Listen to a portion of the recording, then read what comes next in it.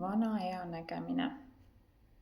See tuleb sõnast presbüoopia, ehk siis tõlgituna ongi ta nii kole sõna, vana ea nägemine. Ma nägemiskontrollis üldjuhul räägin kui ealisest muutusest.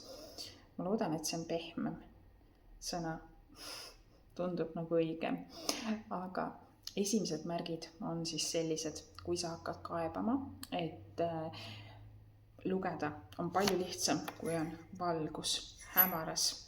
Ma ei näe lugeda, valgus annab teravuse, on väga-väga hea, aga tegelikult, mis tegelikult juhtub valgusega?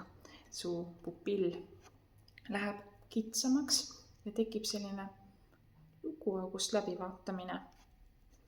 Võtan valguse ära, pupill läheb laiemaks, pead rohkem tööd tegema, rohkem pead vaeva nägema.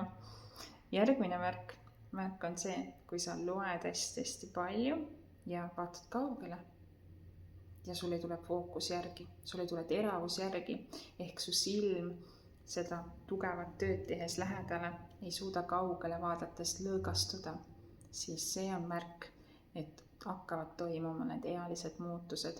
Prilli väljakirjutamiseks läheb kindla peale siis, kui sa viidki esemed juba ebanormaalselt kaugele, et näha, lugeda, su silmal ongi akkomodeerida lihtsam kaugele, mitte lähedale.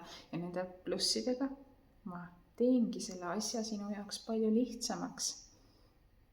Mis sa arvad? Kas ma rääkisin sellest lihtsalt või võin hoopis rohkem vinti peale keerata?